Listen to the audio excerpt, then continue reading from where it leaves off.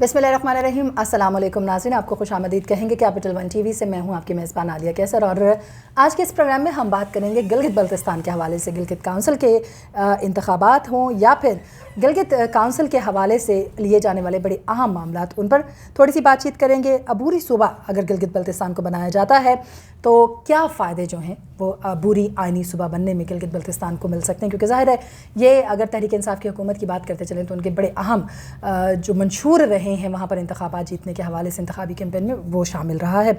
इसी तरीके से 2023 के जो इंतखाबात हैं वफाक के और गिलगित बल्तिस्तान के क्या एक साथ होंगे, अलग होंगे, और इस तरह की कई ऐसी चीज़ें हैं जिनको आज के इस प्रोग्राम में हम डिस्कस करेंगे। जबकि कुछ वजारतें कहाँ जा रही हैं उनके ऊपर बातचीत की जा रही है, उसका अहवाल भी बात करने के लिए स्टूडियो में हमने दावत दी है नवीद सती साहब को। अस्सलाम वालेकुम जी। वालेकुम सलाम। बहुत शुक्रिया। कुछ मुख्तलिफ पॉइंट्स तो मैंने अपने प्रोग्राम के आगाज़ में अपने सामीन, अपने नाज़रीन तक जो है वो पहुँचाने की कोशिश की, लेकिन सबसे पहले हम बात कर लेते हैं, बड़ी अहम बात है गिलगित बल्तिस्तान जो काउंसिल के इलेक्शन है, ये कब होने जा रहे हैं? क्या इसके हवाले से कोई तैयारी हो रही है? ये होंगे भी या नहीं होंगे? देखिए, कौंसल के हवाले से अगर हम देखें तो ये बड़ी अहम इस वक्त सूरत हाल चल रही है कि जो गिलगित बल्तिस्तान की कौंसल है वो ये कह रही है कि इलेक्शन नहीं होंगे, या हो सकता है डिले हो जाएं, या मतलब एक वैसे प्रोपेगेंडा हो रहा है। ये चीज़ें कुछ सामने आ रही हैं कौंसल की हद तक मैं कहूँ जी। दूसरी तरफ अगर हम बात करें तो टिकट की तकसीम हो रही हैं और उसमें दयामर डिवीज़न हो या बल्तिस्तान और गिलगित से कुछ लोगों को बाकायदा तौर पर जो है गो अहेड दे दिया गया है। कहा जा रहा है इसमें बड़ी डीलें, शुरू से डील चल रही थी तो उसको उनको आहत किया है। कि कहा ये भी जा रहा है कि पहले से क्योंकि कुछ चीज़ें तय हो गई थी तो कश्मीर कौंसल के इलेक्शन हो गए, फिर गिलगित बल्तिस्तान के इलेक्शन अभी तक कौंसल के नहीं हुए, तो फिर उन्होंने कहा कि इसको इलेक्शन को करवा देते हैं। और ये इलेक्शन क्योंकि उबूरी सेटअप भी बहुत जल्द मिलने वाला है गिलगित बल्तिस्तान को, तो उस सूरत में आइन के जो 175 के तहत एक तो यह है कौंसल भी ख़त्म हो जाएगी, यहाँ पे नुमाइंदगी दी जाएगी सेनेट में, साथ ही जो है वो जो चीफ़ अपीलेट कोर्ट है वो भी ख़त्म हो जाएगी, और फिर क्योंकि वहाँ हाई कोर्ट बनेगी, तो इस तरीके से यानी काफ़ी इदारे जो है वो ख़त्म होंगे। यानी अगर आप समझते हैं कि सुप्रीम अपीलेट कोर्ट को ख़त्म कर दिया जाता है वहाँ पर, और इसी तरीके से जैसे आपने शायद तस्करा किया कि वो हाई कोर्ट के बराबर आ जाएगी, तो उससे क्या तब्दीलियाँ होंगी? कौन इंतज़ामी अमूर देखेगा? और उसके साथ साथ जो शेड्यूल पे बात की जा रही थी उस शेड्यूल के हवाले से भी बताइएगा। और क्या बल्दियाती इंतखाबात के हवाले से कोई सूरत हाल हमें दिखाई दे रही है गिलगित बल्तिस्तान में? देखिए, सबसे पहले तो हम अगर बात कर लेते हैं कौंसल में, कौंसल की मतलब मुख्तलिफ तरह की खबरें थी। यानी कोई कह रहा है कौंसल के इलेक्शन होंगे, यानी कश्मीर गिलगित बल्तिस्तान की कौंसल फ़िलहाल खुद क्लियर नहीं है, आज की डेट तक वो क्लियर नहीं है कि इलेक्शन होंगे या नहीं। वो समझते हैं कि शायद डिले हो जाएंगे, डिले हो जाएंगे। ये सियासी नारे हैं, टिकट भी तकसीम हो रहे हैं, सारा कुछ हो गया। लेकिन इलेक्शन कमीशन ने आज यानी 26 तारीख को, आज 28 हो गई है, 26 को एक शेड्यूल जारी किया। वो शेड्यूल चंद लोगों के पास रहा। उस शेड्यूल के मुताबिक 7 सितंबर को गिलगित बल्तिस्तान कौंसिल का इलेक्शन था, और अब उसको डिले किया गया। डिले का मतलब यह है कि वो कहा जा रहा है कि मंडे या ट्यूसडे को वो शेड्यूल आ जाएगा, और 7 की बजाय यानी 7 सितंबर की बजाय अब वो 12, 13, 14 तक का इलेक्शन जो है वो सितंबर में हो जाएगा। एक तरफ तो ये राय है। कश्मीर कौंसिल की राय भी आपके सामने रख दी। इलेक्शन कमीशन जो है वो ये काम कर रहा था कि वो तो तैयार है, और उसने तो शेड्यूल भी जारी कर दिया। और उसके बाद कहा जा रहा है कि क्योंकि ये कहा गया कि तहरीक इंसाफ की तरफ से हुकूमत जो है फ़िलहाल वो इसमें कोई संजीदा शायद नहीं थी, या जो भी डिले हुआ टाइम लिया इन्होंने थोड़ा सा, तो कहा जा रहा है कि ये इलेक्शन होंगे। यानी अब इतना दूर है नहीं, मंडे ट्यूसडे को शेड्यूल आ जाएगा तो डेफिनेटली 12, 14 को इलेक्शन सितंबर में हो जाएगा।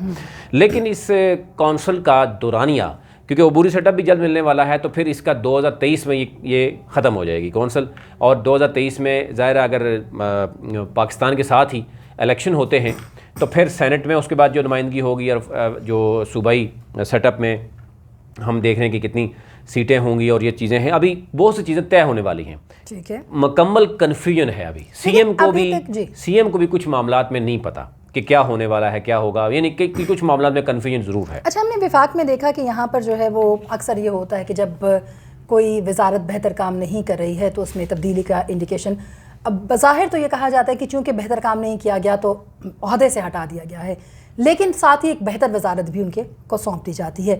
तो क्या ये रविश जो है वो हमें गिलगित बल्तिस्तान में भी दिखाई दे रही है? क्योंकि वजारत इत्तलात से लेकर कुछ वजारतों के बारे में बात की जा रही है कि वो छोड़ी जा रही हैं, कहीं और जा रही हैं, कोई और उनको एक्सेप्ट कर रहा है और किसी और को कोई और वजारत दी जा रही है। तो ये क्या सारा मामला है, या अफवाहें हैं, या वाकई इस तरह की कोई चीज़ गर्दिश कर रही है?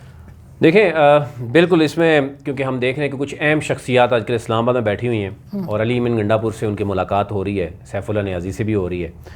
यहाँ तक कि खबर आ रही है कि ज़ाहिर है वो मैं आपसे लेटर ऑन शेयर करेंगे गिलगित बल्तिस्तान के अवाम के साथ, कि गवर्नर भी शायद अगले इलेक्शन की तैयारी के लिए उनको भी बहुत जल्द जो है वो घर जाना पड़े, और गवर्नर के नाम के लिए भी 3-4 बड़े नाम जो है वो सामने आ गए हैं। ये भी चीज़ सामने आ रही है। अच्छा, जो आपने बात की कि एक यानी बहुत सी वजारतें जो है वो तब्दील हो सकती हैं, या जो अभी तक आप देख लें कि गिलगित बल्तिस्तान की आवाम को तो कोई रिलीफ नहीं मिला।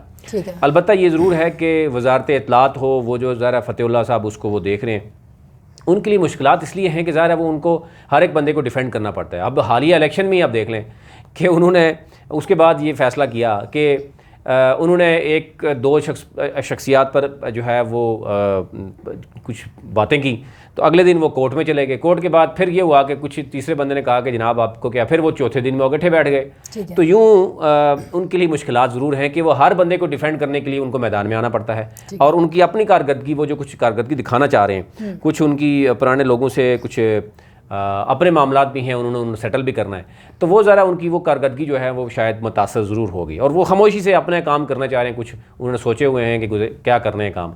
दूसरा ये कि ज़ाहिर है वो वज़ीर-ए-आला के कैंडिडेट थे, और अब वज़ीर-ए-आला कोई और है, फिर कई लोगों को वजारत के हवाले से भी उनको तहफ़्फ़ुज़ात हैं, तो फिर उनको उनके बारे में उनको बोलना भी पड़ता है, सब अच्छा की रिपोर्ट भी देनी पड़ती है।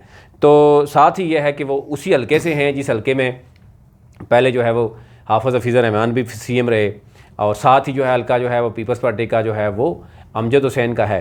तो यूं ही दो बड़े यानी सियासतदानों के ख़िलाफ़ उनको बोलने में थोड़ा मुश्किलात भी आ रही हैं, और ये एक उनके लिए मसला बन रहा है। तो इसलिए शायद वो ये चाहेंगे कि वो किसी और को दिया जाए। अब ये कहा जा रहा है कि जो नगर में हल्का 4 था, आगा जुल्फ़कार बैश्ती साहब भी आजकल इस्लामाबाद में हैं, और कहा जा रहा है कि उनको भी कोई अहम पोर्टफोलियो जो है वो दिया जा रहा है। उन्होंने भी कॉल करवा ली है, अपनी उनकी मुलाकात है, ये भी कोशिश करेंगे आप तक कल पहुंचा दें। अच्छा, अब इसमें 2 चीज़ें हैं। इलेक्शन कमीशन ने अप्रैल में एक मीटिंग की थी, यानी गिलगित बल्तिस्तान के इलेक्शन कमीशन ने, और उसमें उसने यानी हुकूमत को बता दिया था कि आप जनाब डिमार्केशन कर दें, ताकि वो डीलिमिटेशन करके तो इलेक्शन का शेड्यूल दे दें। बल्दियाती इलेक्शन करवाना चाह रहे हैं, और इससे पहले वो लाहौर में कुछ अहम मीटिंग्स भी हुई, और गिलगित बल्तिस्तान के इलेक्शन कमीशन ने उस पर काम भी किया, और वो कोशिश भी है इलेक्शन कमीशन की कि बल्दियाती इलेक्शन हो जाएं, लेकिन अभी तक जो है वो डिमार्केशन नहीं हो सकी। यानी तहरीक इंसाफ की हुकूमत जो सूबाई है वो, क्योंकि कन्फ्यूजन का शिकार है। कभी उनको कहा जाता है कि कश्मीर काउंसिल के election, sorry Gilgit Baltistan council के इलेक्शन भी नहीं होंगे, और आपके पास तो सिर्फ 2 साल हैं, इन 2 सालों में आप क्या करेंगे, क्योंकि उबूरी सेटअप आएगा तो आप जनाब दोबारा से इलेक्शन होंगे। तो ये सूरत जो अभी तक है कि एक तरफ CM से लेके तमाम गवर्नर तक की जो कन्फ्यूजन है, यानी गवर्नर को भी पता है कि हो सकता है वो भी अभी अपने लोगों को कहना शुरू हो गए कि मैं इलेक्शन लड़ने के हवाले से मुझे जाना पड़ रहा है, उनको भी मैसेज दे दिया गया। कुछ वजारतों के कलमदान भी चेंज हो रहे हैं कि जनाब इन्होंने कुछ सही तरीके से डिलीवर भी नहीं कर पा रहे।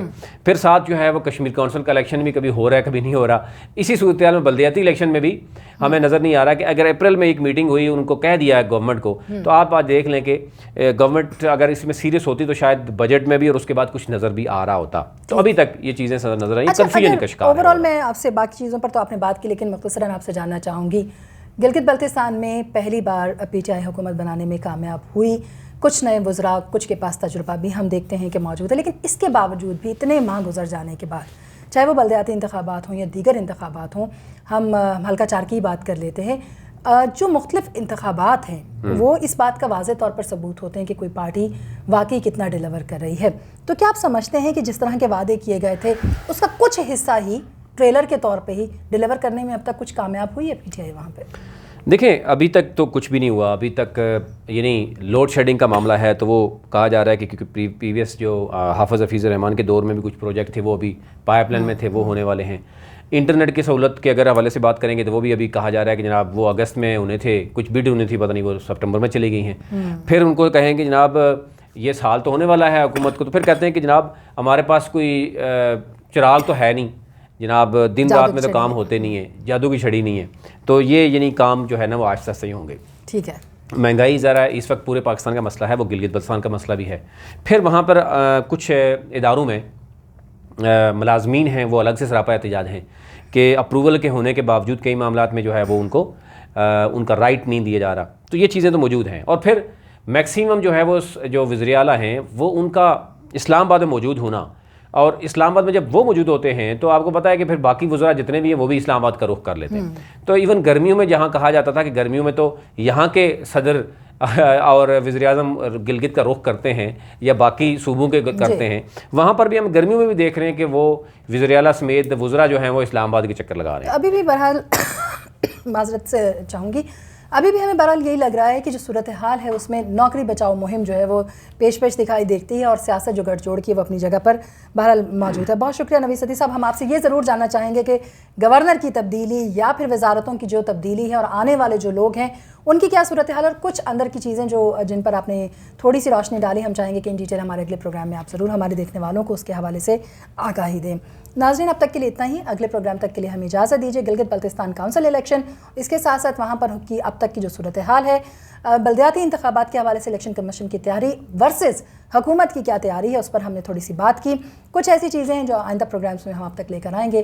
फिल वक्त इतना ही। जाने से पहले इतना कहेंगे कि चैनल को सब्सक्राइब ज़रूर कीजिए ताकि हर नई वीडियो सबसे पहले आप तक पहुँचे। अपनी राय से हमें ज़रूर आगाह कीजिए क्योंकि आपकी फ़ीडबैक हमारे लिए बहुत ज़्यादा इंपॉर्टेंट है। हमारी टीम दिन रात जिन चीज़ों पर काम कर रही है उसको आप तक लेकर आना भी बहुत अहम है। अब तक के लिए इतना ही।